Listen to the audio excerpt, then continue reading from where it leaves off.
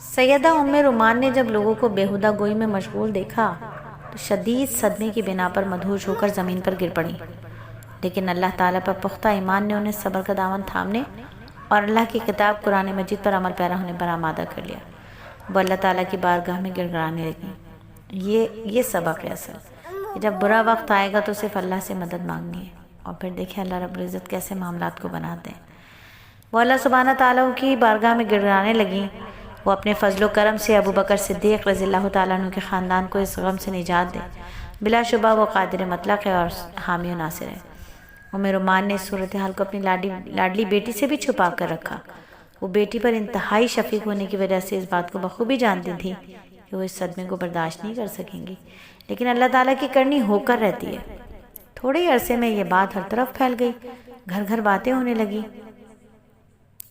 ام مستح کے ذریعے سے یہ بات اماں عائشہ کے کانوں تک پہنچ گئی۔ ام مستح جو تھی وہ اکثر و بیشتر اماں عائشہ سے ملنے آیا کرتی تھی۔ یہ بیہودہ باتیں سن کر اماں عائشہ شدید غم میں مبتلا ہو گئیں، اور اس سے اماں عائشہ کو اس راز کا پتہ چلا کہ کچھ عرصے سے نبی پاک صلی اللہ علیہ وآلہ وسلم پہلو تہی کیوں اختیار کیے ہوئے ہیں۔ اماں عائشہ نے رسول اللہ صلی اللہ علیہ وآلہ وسلم سے اجازت طلب کی کہ وہ اپنے والدین کے پاس جانا چاہتی ہیں۔ آپ نے انہیں والدین کے ہاں جانے کی اجازت دے دی۔ جب وہ ان کے پاس پہنچی تو کیا دیکھتی ہیں کہ دونوں والدین غم کی تصویر بنے بیٹھے ہیں، دونوں شدید غم میں مبتلا ہیں۔ انہوں نے اپنے والدین کو دیکھتے ہی رونا شروع کر دیا، روتے ہوئے ہچکی بن گئی، آنکھوں سے آنسو جاری ہو گئے۔ پھر اماں جان سے گلہ شکوہ کرتے ہوئے کہنے لگی، اماں جان آپ نے مجھے پہلے کیوں نہیں بتایا؟ مجھ سے یہ باتیں چھپا کر کیوں رکھی؟ یہ مجھ پر کیا اتنا ظلم ہوا؟ میں کیا کروں؟ کس کو اپنا دکھڑا سناؤں؟ ام رومان نے غمزدہ لہجے میں شفقت بھرا انداز اختیار کیا اور کہا کہ میری بیٹی غم نہ کر، جب کوئی عورت اپنے خاوند کی محبوب نظر ہوتی ہے اور اس کی سوکنے بھی ہوں تو اکثر و بیشتر اس قسم کی صورتحال سے دوچار ہونا پڑتا ہے، لیکن جو اللہ تعالیٰ کے ساتھ جڑے ہوتے ہیں اللہ کی یاد سے غافل نہیں ہوتے۔ آزمائش کی گھڑیوں میں وہ اللہ کو یاد کرتے ہیں تو اللہ بھی ان کی لاج رکھتا ہے۔ یہ ہے اصل سبق کہ آزمائش کی گھڑیوں میں اللہ کو یاد کرنے تو اللہ ضرور لاج رکھتے ہیں۔ تو مسلمانوں کے گھروں میں مسلمانوں کے گھروں میں سے کسی مسلمان کا گھر جس میں رہنے والوں کے دل نور ایمان سے منور ہوں، سیدنا ابو بکر کے خاندان سے وہ گھر بڑا ہو ہی نہیں سکتا، کیونکہ اس گھر سے ہدایت کی شعاعیں تمام گھروں کی طرف سفر کرتی ہیں۔ ابو بکر صدیق رضی اللہ تعالیٰ عنہ کے دل سے دوسرے لوگوں کے دل نور ایمان کی دولت سے فیضیاب ہوتے تھے۔ جب اللہ تعالیٰ نے اس کٹھن آزمائش کو تشت ازبام کرنے کا حکم دیا، یعنی ہر جگہ یہی بات ہونے لگی، تو پھر اپنے سفیر سیدنا جبرائیل علیہ السلام کو اپنے رسول کے طرف وحی دے کر بھیجا، جس میں اماں عائشہ کو اس گھناؤنے الزام سے بالکل بری ہونے کی نوید دی گئی، اور تمام منہ کھولنے والوں کو اور تمام باتیں کرنے والوں کے منہ پر ایک زبردست تماچا رسید ہو گیا۔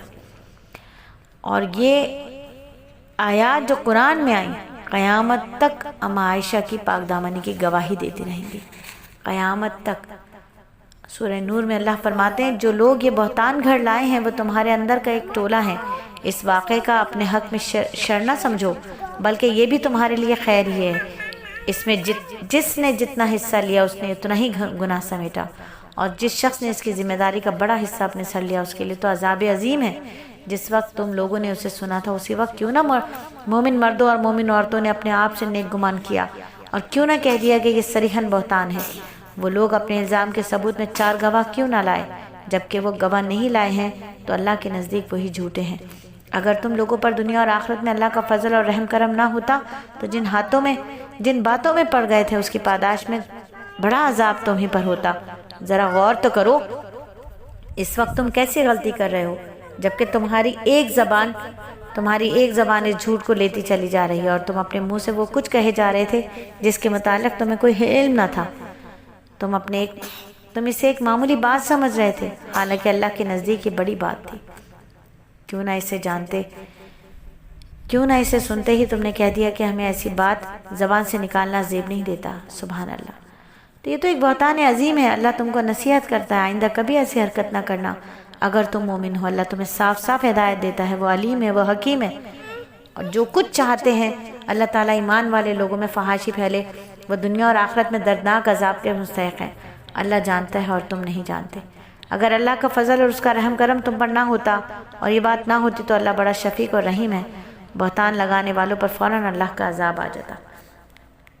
تو سورہ نور میں اللہ رب العزت نے اما عائشہ کی پوری پاکی بیان کر دی اور پاکی کی گواہی دے دی، اور جو رہتی دنیا تک قیامت تک یہ پاکی ہر وقت بیان ہوتی رہے گی۔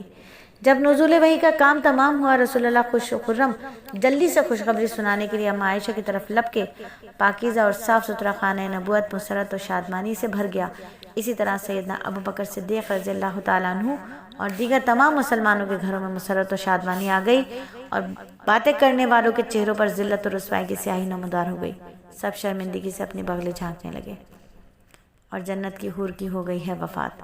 غزوہ حنین کے دوران میں سیدہ ام رومان، حسن و صورت کا جامع مجمع، اتنی حسین کہ جنت کی حور پہ جیسا گمان ہو، ام رومان قضاء الہی سے وفات پا گئی۔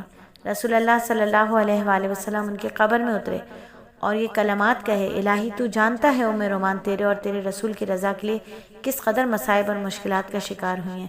پھر رسول اللہ نے ارشاد فرمایا، جس کو یہ چیز پسند ہو کہ وہ کسی ایسی عورت کو دیکھے جو جنت کی حور ہو تو وہ ام رومان کو دیکھ لے، سبحان اللہ۔ اور رسول اللہ صلی اللہ علیہ وآلہ وسلم نے سیدہ ام رومان کے حق میں مغفرت کی دعا کی، اللہ تعالیٰ اپنی رحمت کی برکھا ان پر برسائے، انہیں دار المتقین میں جگہ عطا فرمائے، انہیں اپنی رضا سے نوازے، آمین ثم آمین۔